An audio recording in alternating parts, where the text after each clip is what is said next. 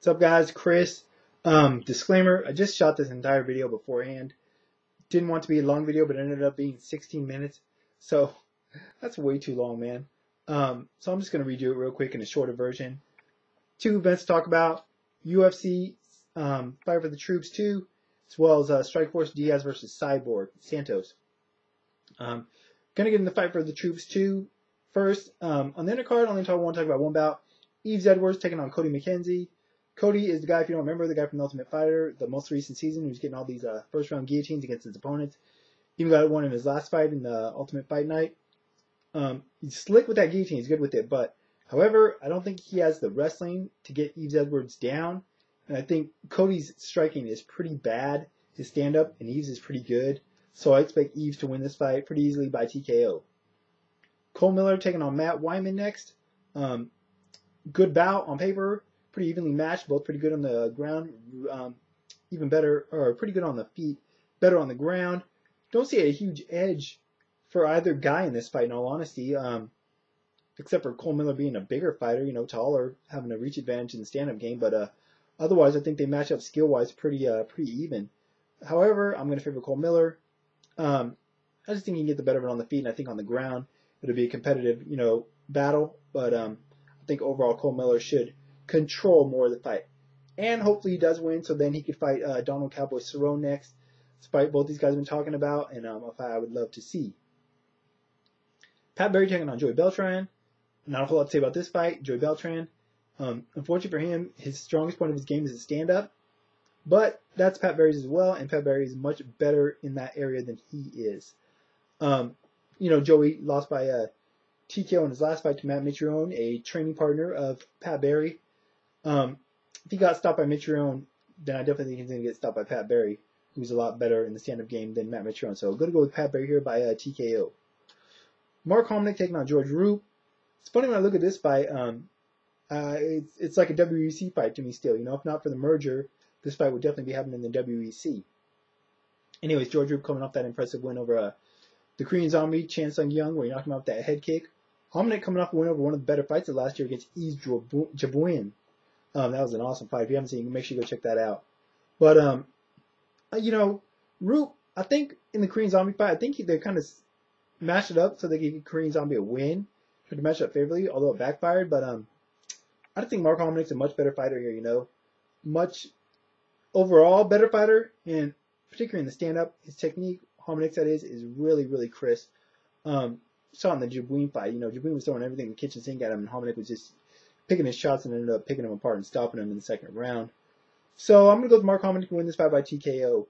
And if he looks impressive, don't be surprised if Hominick is next to challenge Jose Aldo for his UFC featherweight title.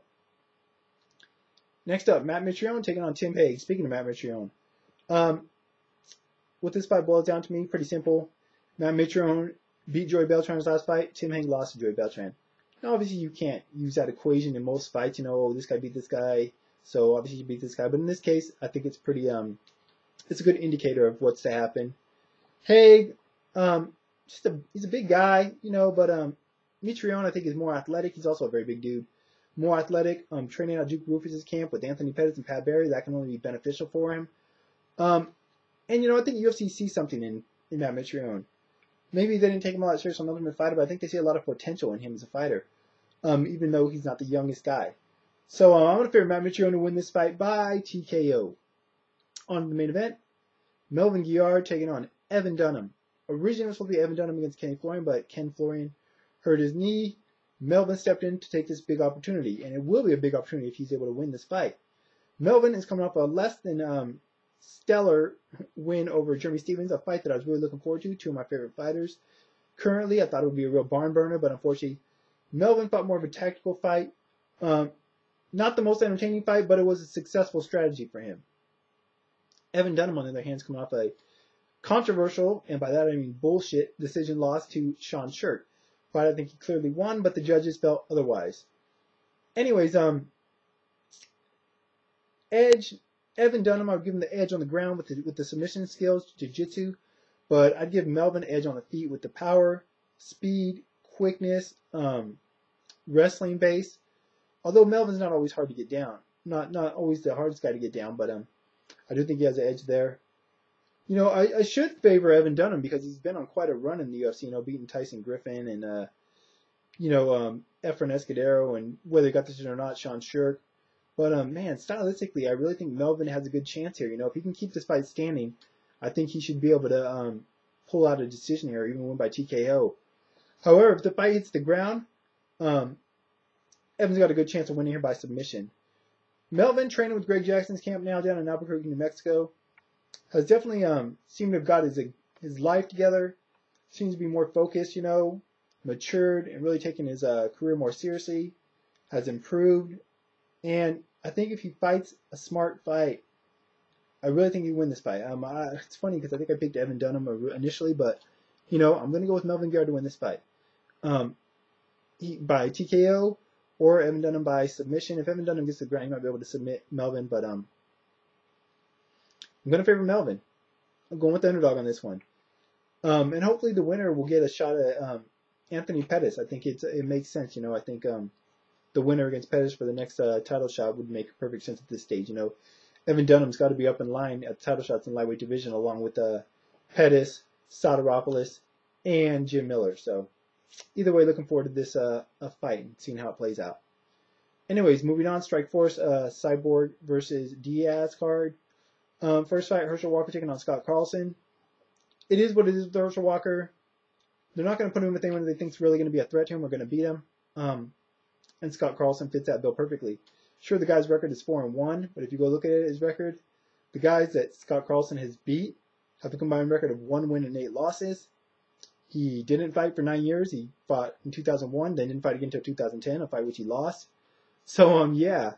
You know, even though I haven't seen Carlson fight, and Walker is obviously late to the game, I got to favor Walker. They're not going to put Herschel in a position where he's going to lose because whether they think he has long-term potential or not, which I don't think he does, only based on his age, they get a lot of publicity, mainstream press from having Herschel Walker fight for them. So they want to keep him on the winning track. So I'll go with Herschel Walker by decision. Next up, we got Roger Gracie. Roger Gracie taking on Trevor Prangley. Roger coming off a win over one of my favorite fighters of all time, Kevin the Monster Randleman. Trevor coming off a win over Keith Jardine in Shark Fights. You know, I think the idea or the thinking of making this match is, you know, Trevor Prangley got choked out by Tim Kennedy in pretty short word. If Kennedy can choke out Prangley, then Roger should be able to as well, even easier. However, I don't know, man. Roger at this point is a really one-dimensional fighter, and that dimension's on the ground. Granted, he's great there. One of the best submission jiu-jitsu practitioners in the world, if not the best currently. But I don't know how much success he's going to have against Prangley. Prangley is a solid fighter. He's a veteran. He's got a good wrestling base, and he's got pretty good, decent stand-up. Definitely better than Rogers. I just don't know if Rogers is going to be able to get this fight to the ground where he'll have the biggest chance of winning. If it stays standing, I think Prangley's going to be able to pick Roger apart, be able to hurt him, maybe even finish him off. But, you know, if Roger's able to get Prangley to the ground, then he should be able to submit him, or if he can get his back the way that Kennedy did. However, I'm going to favor Trevor Prangley. I just think he's got a little too much for Roger Gracie at this stage of Roger's career, so I'm going to go Trevor Prangley by TKO. Next up, we've got middleweight champion, Strikeforce middleweight champion, Ronaldo Jacare Souza, defending his title against ruthless Robbie Lawler. Robbie has definitely been living up to that nickname as of late, that moniker, so to speak. Jacare's coming off a unanimous decision win over the previously mentioned Tim Kennedy.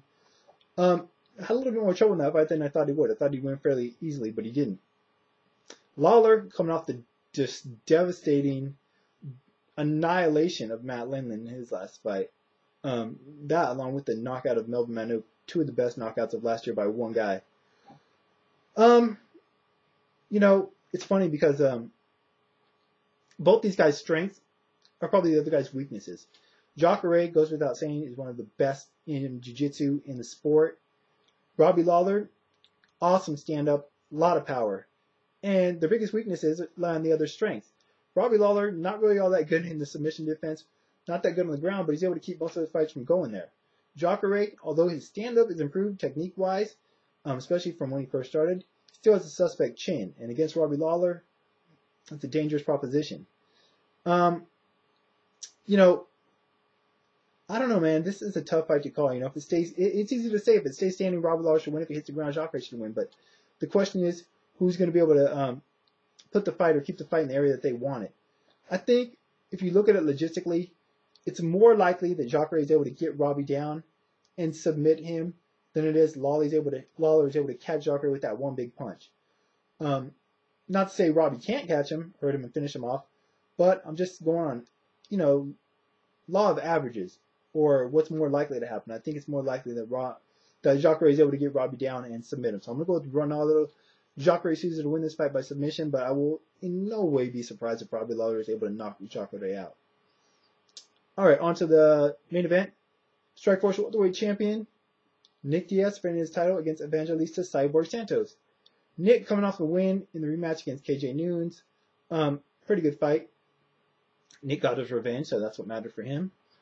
Cyborg coming off a win over a first-round TKO over Marius Saromskis, which is funny because Nick Diaz already beat the hell out of Marius Saromskis, so it's kind of strange to see Cyborg Santos get a title shot this way, but, you know, Strikeforce's welterweight division isn't that deep yet, so I would have rather seen Paul Daly against Nick Diaz here, but whatever, you know, if Nick wins, I'm sure we might get that fight next, or even if Cyborg wins. Anyways, although I don't think Santos necessarily deserves a title shot, I'm excited about this bout. Nick Diaz, my favorite fighter out currently, Nick Diaz, always puts on entertaining bouts, win or lose. Cyborg Santos is a very exciting, entertaining fighter as well. If you've never seen Cyborg Santos' fight against Melvin Manoof, go look that up on YouTube and find it, because it is one of the most exciting MMA bouts of all time. You know, it's more exciting and better in my opinion than Forrest Griffin against Stephan Bonner 1, which is, you know, goes without saying that was one of the more exciting bouts in MMA. Anyways, Cyborg, it looks like the weight cut down to 170 hasn't hurt him at all. He looks a little bit quicker, you know, crisper with his strikes. Trains out of shootbox, got the Muay Thai background. You would think he would have the advantage here in the stand-up game because of that, but I don't know, man. Nick Diaz, his boxing has really improved over the last few years. It's unorthodox, but effective. The one thing he does really effectively, Nick Diaz, in the stand-up game, body punches. He goes to the body effectively, something that you don't see a lot in MMA. We saw it in his fights against Scott Smith and Frank Shamrock. You know, he was able to go to the body and break those guys down there, as well as, you know, with his punches. Definitely a volume puncher, throws a lot of strikes, which, you know, I think Cyborg will gain for. I think this is going to be although Nick started out in MMA as a jiu-jitsu, you know, practitioner, so to speak, coming out of Cesar Gracie's camp, he's more so relied on his stand-up in his last, you know, since being in Strikeforce, and it's been successful for him. So I think this is going to be a stand-up, toe-to-toe war while it lasts, but I got to favor Nick Diaz. I think he's more durable. I think he's got the more solid chin, and I just think he's a little more versatile with his stand-up game as well. So, although hopefully he does, man, Nick Diaz has the worst, him and his brother Nate have the worst defense when it comes to leg kicks. They just stick their legs out there and they get kicked in them all day, the lead leg. They don't check him or anything. And I think if Cyborg has been studying the tape, he might look to exploit that. But that aside, I don't really see Cyborg having too many advantages over Nick Diaz, especially if the fight hits the ground. I think Nick has a huge advantage. Whether he just gets it there from a takedown or whether he's able to hurt Cyborg Santos, and take him down. Anyways, if it sounds like I'm picking Nick Diaz, it's because I am. I think it's going to be an exciting fight while it lasts. I don't think it's going to go the distance. I think it'll probably end within 3 rounds, but I'm going with Nick Diaz by TKO. Anyways, that's it for now, guys. Want to hear which event you're looking forward to the most, which fight in particular, and why. I'll be talking about the upcoming UFC and a bunch of other stuff as usual on Science Minds Radio Show. Didn't have a show this past Sunday. Been kind of a light month in the sport outside of January 1st, UFC 125, so took a week off. But the last show, aside from talking about what we'd like to see in 2011 MMA, we also talked about some of the best moments, or our favorite moments of the previous decade. So you might want to go check that out if you're interested on the podcast on demand, whatever. I will put a link to the radio show in the information part of this video as usual, as well as a link to my Twitter. And that's pretty much it. Till next time, guys, I'm out, I think.